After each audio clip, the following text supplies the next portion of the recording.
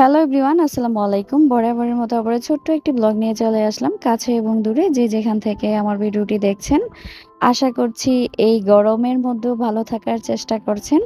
তো আমরাও কিন্তু আছি মোটামুটি সবকিছু মিলিয়ে। তো গরমকে নিয়েই কিন্তু আজকের ভিডিওটি সাজিয়েছি। যদি আমার ভিডিওটি আপনাদের কাছে ভালো লাগে তাহলে কিন্তু ভিডিওটিতে অবশ্যই একটা লাইক দিবেন। আর ভিডিওটি দেখতে দেখতে যদি ভিডিওর কোনো অংশ একটু হলেও ভালো লেগে যায় তাহলে প্লিজ আমার চ্যানেলটি সাবস্ক্রাইব করে নেবেন। তো প্রথমে যেটা আমি আপনাদের সাথে শেয়ার করছি, দুপুরের পর থেকে মানে ১২টা ১২:৩০টার পর থেকে কিন্তু সূর্যটা পশ্চিম দিকে হেলে যায়। তখন কিন্তু আমাদের পশ্চিম পাশের যে রুমের দরজা বা জানালাগুলো আছে সেগুলো দিয়ে কিন্তু রুমের ভিতর প্রচণ্ড রোদ ঢুকে। আর এই রোদটা যদি ভিতরে ঢুকে তাহলে কিন্তু রুমটা আরো বেশি গরম হয়ে যায়। সেজন্য কি করবেন, রুমের জানালার যে গ্রিলটা আছে সেখানে একটা ভারী কোনো কাঁথা বা চাদর দিয়ে দিবেন। তাহলে দেখবেন যে রুমটা অনেকটাই ঠান্ডা থাকবে। আবার দেখা গেছে যখন সন্ধ্যার পর হবে সেটা কিন্তু সরিয়ে দিলে বাতাস ঢুকতে পারবে।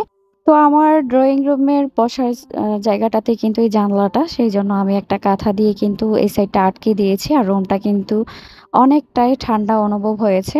দ্বিতীয়ত যেটা করবেন, উত্তর পাশে আর দক্ষিণ পাশের যে জানালাগুলো আছে সেইগুলো মেলে দেবার চেষ্টা করবেন, যাতে বাতাসটা ঢুকতে পারে আর এক সাইড থেকে বাতাসটা বাহির হতে পারে। তাহলে কিন্তু রুমগুলো মোটামুটি অনেকটাই ঠান্ডা থাকবে। আর রুমের জানালা যদি বন্ধ থাকে, যে পাশ থেকে বাতাস আসে সেগুলো কিন্তু রুমটাকে আরো বেশি গরম করে দিবে। সেজন্য একটু খোলামেলা রাখার চেষ্টা করবেন। আর তৃতীয়ত যেটা শেয়ার করছি সেটা হচ্ছে, আমরা যদি শুতে যাই আর বিছানার চাদরটা যদি সুতি না হয় তাহলে কিন্তু ঘুমিয়ে কোনো আরাম নেই। বিকালেই শুই বা রাতের বেলা বিছানার চাদর কিন্তু একদম ঘেমে চোবা চোবা হয়ে যায়। আর সুতি চাদর না হলে কিন্তু আরো শরীর বেশি অস্বস্তি লাগে। সেই জন্য সবসময় বিছানার মধ্যে সুতি চাদর ব্যবহার করার চেষ্টা করবেন। আর আমি কিন্তু এখানে হোমটেক্সের যে চাদরগুলো আছে সেগুলো ব্যবহার করছি। টাকা দিয়ে দরকার হলে একটু বেশি দাম দিয়ে ভালো চাদরগুলো কিনলে কিন্তু ঘুমাতে খুব আরাম পাওয়া যায়। আমরা অনেকে কি করি, কম দামে চাদর কিনি কিন্তু সেগুলো কিছুদিন পরে নষ্ট হয়ে যায়, ঘুমাতে গেলে একটু আরাম লাগে না।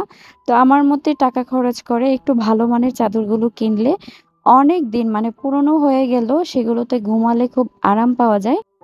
তারপর গরম থেকে বাঁচার জন্য সবচেয়ে ইম্পোর্টেন্ট যে বিষয়টা সেটা হচ্ছে গাছ লাগানো। আমরা যেটা ছোটবেলা থেকে বড় হয়ে শুনেছি, বেশি করে গাছ লাগান আর পরিবেশ বাঁচান। ছোটবেলা হয়তো এই কথাটা শুনেছি কিন্তু এত তো গরম দেখিনি, তা যে কতটা সত্যি সেটা কিন্তু আমরা বুঝতে পারিনি। এখন আমরা যে পর্যায়ে আছি, গরমের কারণে জীবন অতিষ্ঠ, কোনো কিছুতেই শান্তি লাগে না। আমরা তো যারা বাসার ভিতরে আছি তারা তো আছি, কিন্তু বাইরে যারা কাজের জন্য প্রতিনিয়ত যায় তাদের যে কি অবস্থা, আল্লাহ সবাইকে রক্ষা করুক। যেটা বলতেছি, গাছ লাগালে যে কতটা স্বস্তি, গাছের নিচে থাকলে যে কতটা আরাম লাগে। আমরা কিছুদিন আগে গ্রামে গিয়েছিলাম। গ্রামের পরিবেশ আর শহরের পরিবেশ অনেক তফাৎ। যেখানে গাছপালা বেশি আছে সেখানে যে কত আরাম, বাতাসটাও ভালো লাগে। সেজন্য আপনার বাসার আনাচে কানাচে যেখানেই একটু জায়গা পাবেন সেখানেই গাছ লাগানোর চেষ্টা করবেন। আমি কিন্তু আমার বাসার সব জায়গাতে একটু একটু করে গাছের ছোঁয়া রেখেছি। কারণ গাছ দেখলে একটা আলাদা শান্তি লাগে। আর গরমের মধ্যে যখন এই গাছগুলোর উপর একটু বাতাস পাই, ফ্যানের বাতাসটাও লাগে, তাহলে কিন্তু একটা আলাদা মনেও শান্তি লাগে। সেই জন্য কিন্তু আমি আমার বাসার সব জায়গাতে একটু একটু করে গাছ লাগানোর চেষ্টা করছি। তো আপনাদের বাসার যেখানে বাড়ির আঙ্গিনা হোক বা ছাদের উপরে সবসময় একটু করে গাছ লাগানোর চেষ্টা করবেন। পরিবেশ বাঁচান, পরিবেশ কিন্তু সত্যি আপনাকে বাঁচাবে, এটার উপরে আর কোনো সত্যি কথা নেই। গাছ হলো মানুষের অক্সিজেন, সেই অক্সিজেনের মাধ্যমেই কিন্তু আমরা বাঁচতে পারি। আর এই প্রচণ্ড গরমের মধ্যে আর সবচেয়ে ইম্পর্টেন্ট যেটা হচ্ছে সেটা হচ্ছে পানি পান করা। আমি বলি না, ডাক্তাররাও কিন্তু সবসময় যে কথাটা বলে থাকে যে বেশি বেশি করে পানি পান করবেন। আর এই গরমের মধ্যে কিন্তু চেষ্টা করবেন লেবু শরবত, তারপর স্যালাইন, ডাবের পানি এগুলো খাওয়ার জন্য। তো আমি এখানে আহ, কিন্তু ৫-৬টা লেবু নিয়ে নিয়েছি। তো লেবুগুলো কিন্তু রসগুলো বের করে একটা আইস কিউবের মধ্যে করে ডিপ ফ্রিজে রেখে দিব। অনেক সময় দেখা যায় কাজ নিয়ে ব্যস্ত থাকি, বাচ্চারা যদি বলে লেবু শরবত বানিয়ে দিতে, তখন কিন্তু আর হয়ে ওঠে না। সেজন্য একসাথে কিছু লেবু রস করে রেখে দিলাম। গরমের মধ্যে যখন ইচ্ছা তখন কিন্তু এই আইসক্রিমগুলো বের করে শরবতটা বানিয়ে ফেলা যাবে। তারপর আমি এখানে যেটা করেছি, আমি আমার বাচ্চাদের পড়াতে বসেছি, সেজন্য কিন্তু মাথার উপরে ফ্যান চলতেছে।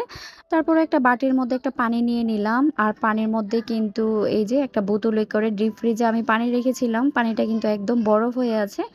এটাকে আমি ফ্যানের নিচে রেখে দিয়েছি। এই বরফটা যখন গলবে আস্তে, আস্তে কিন্তু ফ্যানের বাতাসে এটা থেকে একটা শীতল বাতাস দিবে। তো বসার জায়গাটা কিন্তু অনেকটাই ঠান্ডা হয়ে থাকবে।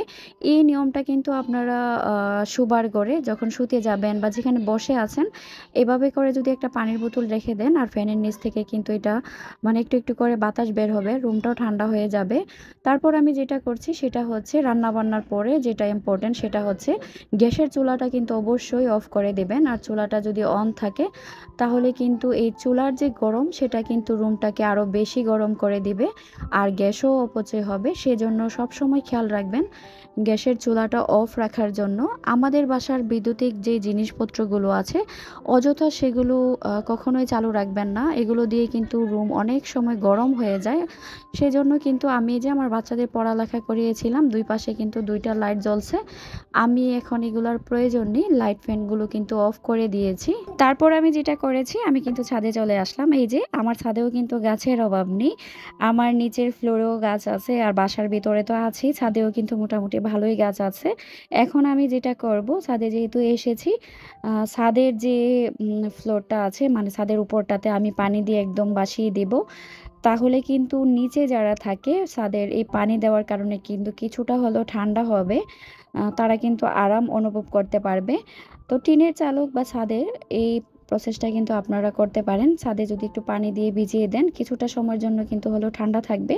আর পানিটা দিবার পরে কিন্তু একদম পানিটা শুষে নিচ্ছে। কারণ কি যে পরিমাণ গরম, সারাদিন রোদ লাগে মানুষের অবস্থাই খারাপ হয়ে যাচ্ছে। আর ছাদে তো সারাদিনের রোদটা পড়ছেই। আর এই টিপসগুলো নিয়েই কিন্তু আমি আমার আজকের ব্লগটা সাজিয়েছি। আপনারা চাইলে কিন্তু গরমে আরও অন্যান্য অনেক ধরনের টিপস আছে বাঁচার জন্য।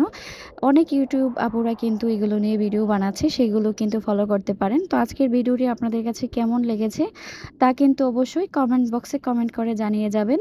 আপনারা সবাই ভালো থাকবেন। আমিও আমার পরিবারের জন্য সবাই দোয়া করবেন। আল্লাহ হাফেজ।